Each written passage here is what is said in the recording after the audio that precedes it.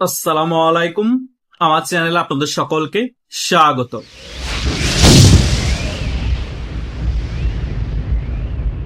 শেখ হাসিনা প্রতিদিন টেলিগ্রাম বার্তায় এক একটা অ্যাটম বোম ছাড়ছে তার বক্তব্যের মাধ্যমে, আর বাংলাদেশে তোলপাড় সৃষ্টি হচ্ছে।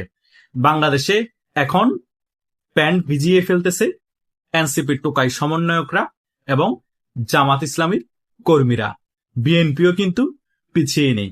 বিএনপি সরকারের মন্ত্রীরা এখন শেখ হাসিনার বক্তব্য শুনে ভয়ে আবল তাবল বকা শুরু করে দিয়েছে। এবং বাংলাদেশের যিনি এখন বর্তমান স্বরাষ্ট্রমন্ত্রী আছেন সালাউদ্দিন সাহেব, তিনিও এখন সুনরম করে বলছে শেখ হাসিনা বাংলাদেশে ফিরতে কোনো বাধা নেই, বাংলাদেশে ফিরে তিনি আইনি মোকাবেলা করতে পারবেন। আরে ভাই, শেখ হাসিনা যদি বাংলাদেশে ফিরে তিনি কি সকল রুলস এন্ড রেগুলেশন মেনে বাংলাদেশে ফিরে আপনাদের মনে হয়? শেখ হাসিনা বাংলাদেশে ফিরার সাথে সাথে এ সকল টোপাই সমন্বয়করা কোথায় যাবে গা? আর আইনের যে সকল কথা বলছেন, সাজানো এই সকল আইন অনেক কিছুই তছনছ হয়ে যাবে। কারণ সাজানো এই সকল রায় কিছুই থাকবে না। যারা এই সকল রায় দিয়েছে সে সকল আইনজীবীরাও বাংলাদেশে থাকবে না। থাকলেও কোথায় লুকাই থাকবে সেটাও জানা যাবে না। ওই রকম পরিস্থিতি হবে। আর শেখ হাসিনা বাংলাদেশে আসার সাথে সাথে বাংলাদেশের চিত্রই পরিবর্তন হয়ে যাবে। বিএনপি যদি সরকারে থাকাও নামে মাত্র সরকার থাকবে। সারা বাংলাদেশ আওয়ামী লীগের নিয়ন্ত্রণে চলে আসবে, শেখ হাসিনার নিয়ন্ত্রণে চলে আসবে। যারা এখনো স্বপ্ন দেখছে শেখ হাসিনা বাংলাদেশে আসলে শেখ হাসিনাকে ফাঁসির দড়িতে ঝুলাবে, তারা এখনো জেগে জেগে স্বপ্ন দেখছে। এটাই হচ্ছে বাস্তবতা। তারা এখনো মায়ের ভোগে আছে। শেখ হাসিনাকে জেলে ভরে এবং ফাঁসির দড়িতে ঝুলানো এতই সোজা? বাংলাদেশের 7-8 কোটি আওয়ামী লীগের সমর্থকরা বসে বসে কি আঙ্গুল চুষবে? এ সকল মিথ্যা মামলা দিয়ে হয়রানি করে শেখ হাসিনাকে জেলে ভরে ফাঁসিতে ঝুলিয়ে ফেলবেন। রক্তের বন্যা বসে যাবে এবং দরকার হলে হাজার হাজারে আওয়ামী লীগের নেতা কর্মীরা রাজপথে নেমে আন্দোলন করে মারা যাবে। তবুও শেখ হাসিনার ফাঁসি কার্যকর করতে পারবেন না। সেটা তো স্বপ্নেও পারবেন না। বরং শেখ হাসিনা বাংলাদেশে আসার সাথে সাথে বাংলাদেশের রাজনীতির নিয়ন্ত্রণ নিয়ে ফেলবে। হয়তোবা মধ্যবর্তী একটি নির্বাচনও হয়ে যেতে পারে। বিএনপির মনে সেই ভয় ঢুকেছে, এনসিপি টোকাই সমন্বয়কদের মনে সেই ভয় ঢুকেছে। এখন টকশোতে গিয়ে গোলাম মাওলা রনিদের মতো সুশীলরা বলতে শুরু করে দিয়েছে যে জুলাইয়ের স্পিরিট যারা ধারণ করে সকলে আমরা ঐক্যবদ্ধ থাকতে হবে। তাছাড়া শেখ হাসিনার বাংলাদেশে আসা ঠেকানো সম্ভব না। আর শেখ হাসিনা বাংলাদেশে আসলে কোনো নিয়ম মেনে বাংলাদেশে আসবে না। সালাউদ্দিন সাহেব যেটা মনে করছে সেটা কিছুই হবে না। শেখ হাসিনার হাতেই বাংলাদেশের রাজনীতির নিয়ন্ত্রণ চলে যাবে। ভাই, একটা জিনিস বুঝতে হবে, যেখানে শেখ হাসিনাকে বিশ্বের যত মোরাল আছে সকলে সমর্থন করতেছে শুধু আমেরিকা ছাড়া। আমেরিকা কি এমন সমর্থন দিয়ে শেখ হাসিনা দেশে ফিরে আসা ঠেকাবে? সম্ভব না। যেখানে ভারত 100-100 বাংলাদেশ আওয়ামী লীগ এবং শেখ হাসিনাকে সাপোর্ট দিবে, চীনও মনো সমর্থন দিবে, রাশিয়া তো 100-100 সমর্থন দেওয়ার জন্য বসে আছে। সেই কারণেই তো বাংলাদেশের মধ্যে তোলপাড় তৈরি হয়েছে। ফেসবুকের মধ্যে ঢুকলে এখন দেখা যায় শেখ হাসিনার জনপ্রিয়তা কতটুকু। বাংলাদেশের খেটে খাওয়া মানুষের মুখে এখন শুধু শেখ হাসিনার গুণগান, শেখ হাসিনার উন্নয়নের কথা। বাংলাদেশ এখন কোন পরিস্থিতিতে আছে আপনারা এখন একটু চিন্তা করে দেখুন। সকল কিছু শেখ হাসিনার অনুকূলে। এই বিএনপি সরকার এবং জামাত জোট মিলেই পরিবেশ সৃষ্টি করে ফেলেছে শেখ হাসিনা যাতে খুব শীঘ্রই বাংলাদেশে আসে এবং বাংলাদেশের রাজনীতি নিয়ন্ত্রণ করে। এটা কিন্তু শেখ হাসিনা নিজে একা করতে সক্ষম হয়নি। বিএনপি এবং জামাত জোট শেখ হাসিনাকে এটা করতে সহযোগিতা করেছে তাদের অপরাজনীতির কারণে এবং ভুলভাবে দেশ শাসনের কারণে। আর ডক্টর ইউনূসের আহমে জাহেলিয়াতের যে শাসন ছিল সেটার কারণে। বাংলাদেশের জনগণ এই 2 বছরে ক্লিয়ারলি বুঝে গিয়েছে শেখ হাসিনা ছাড়া বাংলাদেশে কেউ সুন্দরভাবে দেশ শাসন করতে পারবে না।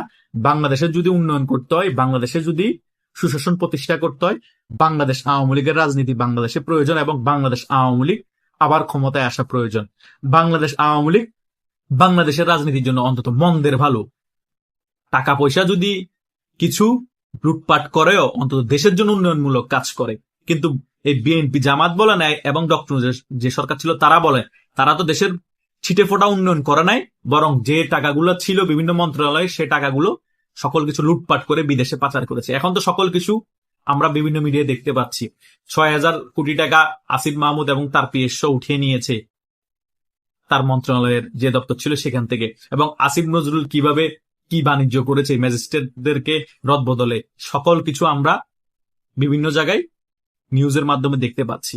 লুটপাটের অঙ্গরাজ্য ছিল বাংলাদেশ ডক্টর শাসন আমল, এখন তো চাঁদাবাজের অঙ্গরাজ্য, লুটপাটের অঙ্গরাজ্য হয়ে গিয়েছে বাংলাদেশ। এবং গুম, হত্যা, খুন এগুলা চলছেই। এবং আদালত প্রাঙ্গণও আজকে দেখলাম কক্সবাজারে, সেখানে হাজিরা দিতে গিয়েছে, সেখানে একজনকে গুলি করে তুলে নিয়ে যাওয়া হচ্ছে। আদালতে পর্যন্ত এখন মানুষ নিরাপদ না, জেলের ভিতর মানুষ নিরাপদ না। জেলের ভিতর পুলিশের সামনে, থানার ভিতর পুলিশের সামনে লোকজনকে মারা হচ্ছে, পুলিশ নির্বাক। পুলিশ ডাক দিলে তখন পুলিশকে বলা হবে আওয়ামী লীগের দোসর, পুলিশের চাকরি খেয়ে ফেলবে। এইরকম শাসন বাংলাদেশে চলছে। এই শাসন দেখে জনগণ বুঝতে পেরেছে এই শাসন যদি আর 1-2 বছর রানিং থাকে, বাংলাদেশ সম্পূর্ণরূপে ধ্বংস হয়ে যাবে। বাংলাদেশে ডেইলি এরকম বাচ্চা বাচ্চা শিশু ধ্বংস হবে, ডেইলি মাদ্রাসার মধ্যে বাচ্চা বাচ্চা শিশু বলাৎকার হবে, এবং সারা বাংলাদেশের মধ্যে গুম, হত্যা দিনকে দিন বাড়তে থাকবে। এখন বিভিন্ন বনে জঙ্গলে মাথা কাটা লাশ পাওয়া যায়, নদীর মধ্যে লাশ পাওয়া যায়, খালে বিলে লাশ পাওয়া যায়। একটা দেশ এভাবে চলতে পারে না। আর এইদিকে বিএনপির মন্ত্রীরা বড় বড় গালবাজি করছে, তারা দেশে সকল কিছু ঠিক করে ফেলেছে, তাদের আমল থেকেই বাংলাদেশে যত উন্নয়ন হচ্ছে সকল কিছুর প্ল্যানিং ছিল, শেখ হাসিনা এসে সেগুলো করেছে। আচ্ছা ভাই, ধরে নিলাম তাদের আমল থেকে সকল কিছু প্ল্যানিং ছিল, শেখ হাসিনা 16-17 বছরে সে সকল উন্নয়ন করেছে। এখন আবার আপনারা নিজেরা প্ল্যানিং করে নিজেরা উন্নয়ন করে একটা জিনিস দেখান না, পদ্মা সেতুর মধ্যে একটা সেতু করে দেখান না, মেট্রো রেলের মতো এরকম কিছু একটা করে দেখান না। তাহলে আমরা বাংলাদেশের জনগণ বুঝতে পারবো যে আপনারা প্ল্যানিংও করেন, উন্নয়নও করতে পারেন। খালি অন্যদের জিনিস দেখিয়ে দেখিয়ে প্ল্যানিং এর কথা বলেন।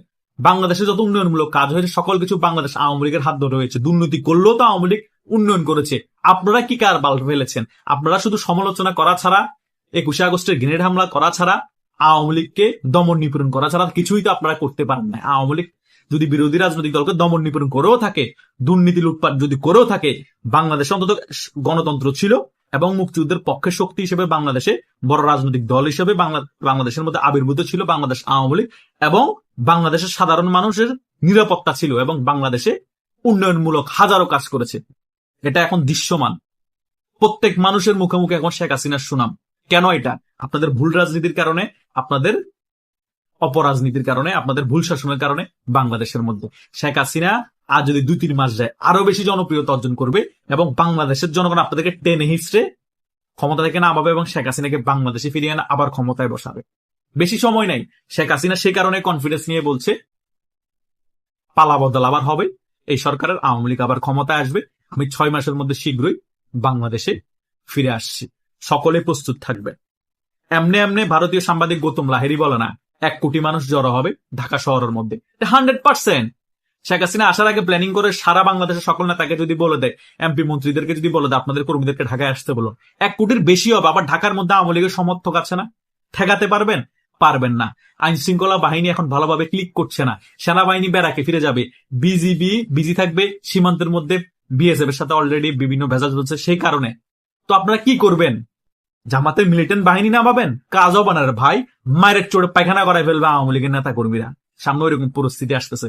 যতই জঙ্গি হামলা করার চেষ্টা করুক, কোনো কাজ হবে না। শেখ হাসিনা বাংলাদেশে ফিরে আসলে সকল কিছুই চেঞ্জ হয়ে যাবে। সো প্রস্তুত থাকেন, শেখ হাসিনা বাংলাদেশে ফিরছে, বাংলাদেশে আরেকটি পালাবদল হতে যাচ্ছে। ধন্যবাদ সকলকে।